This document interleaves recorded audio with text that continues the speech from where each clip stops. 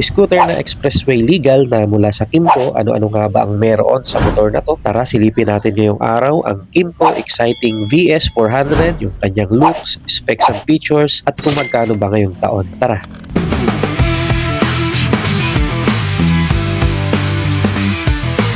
Sa looks niya mga boss ay sobrang lapad niya dito sa unahan. May windshield din ito para masalag ang hangin na nagkukos ng stress kapag tumama sa dibdib or sa mukha natin. Makanto din siya or may mga deep lining din. Kaya sports touring ang datingan nito. Nasigurado din na napaka-komportable. Dito pa lang sa kanyang upuan, napaka-komportable na dahil swak na swak yung ating kwetan dito sa shape ng kanyang cushioning kasi nakaka-camel back seat ito. At syempre pwede din nating i-extend yung ating mga paa dito na bukod sa malawak yung kanyang footboard, meron pang extension dito sa unahan para maiunat natin yung ating mga paa in case na mangalay na tayo sa mahabang biyahe. Medyo may kalakihan din talaga yung motor na to na bukod dito sa medyo malapad yung kanyang front face, medyo mahaba rin po siya. Halos isang di pa po siya pagka sinukat natin. Hindi rin masyadong OA yung kanyang color combination ngayong 2026 dahil bagong model po ito ng Kimco Exciting VS400 kaya meron silang ibang color variant. Itong nandito sa LGM Motorcycles ngayon,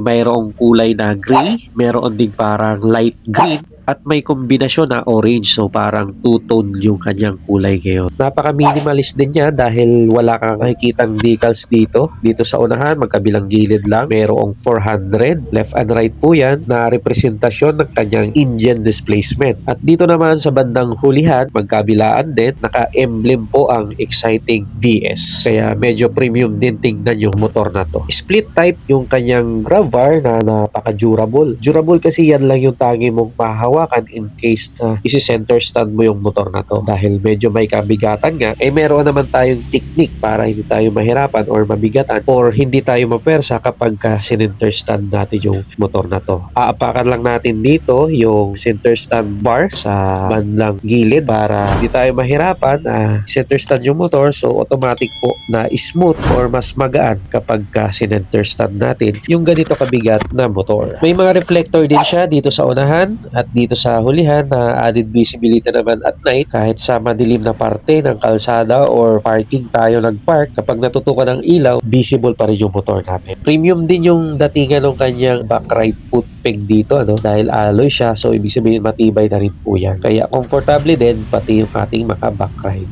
At sa kanya namang engine spec, syempre, expressway legal na po yan. Kaya naka 400.1cc engine displacement ito. Overhead cam, 4-stroke, 4 valves, single cylinder at naka liquid cooled na rin. At medyo matipid na rin sa gas dahil naka FI na kayang magbigay ng maximum power na 25 kW at 7,250 RPM at 37.5 Nm of torque naman at 5,750 RPM. Naka CVT at electric po ang starting system nito. At syempre, kung gusto nyo talaga na tumagal pa at mas maalagaan nyo yung makina ng motor nyo, huwag nyong kalimutang mag-change oil. At ipapakilala ko na din ang brand ng langis na matagal ko nang ginagamit. Almost 6 years ko nang ginagamit ito at talagang masasabi kong quality din kasi malamig siya sa makina. Magiging mas smooth pa yung makina nyo at magugulat ka sa presyo nito dahil abot kaya, lalo na yung polysynthetic oil nila na matagal ko nang ginagamit. Pwede yan sa scooter, sa underbone at pati na rin sa big bike. May mga coolant din sila, gear oil at tire sealant. Gawang silvestre yan at kung gusto nyo i-try, nasa baba lang yung link.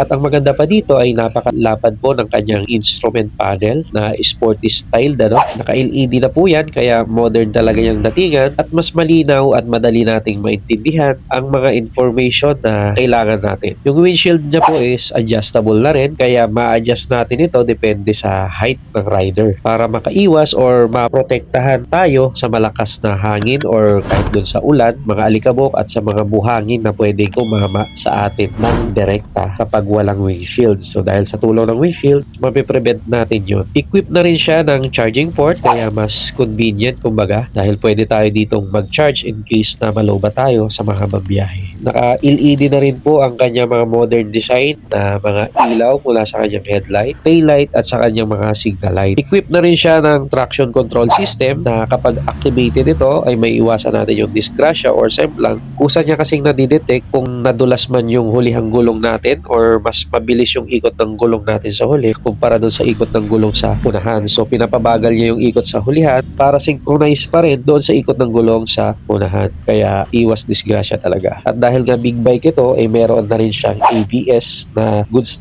talaga kapag higher displacement yung motor natin, dahil hindi basta-basta maglalak yung ating mga preno in case na mapihit nating bigla or mapalakas yung pihit natin sa ating mga brake lever. Iwas slide ng gulong lalo na sa hulihan. At keyless na nga rin pala ang motor na to, kaya napaka-convenient at safe na safe. Less hassle na rin kasi pa-remote na lang tayo kapag pinastart natin yung motor na to. Medyo malapad din yung kanyang underseat compartment.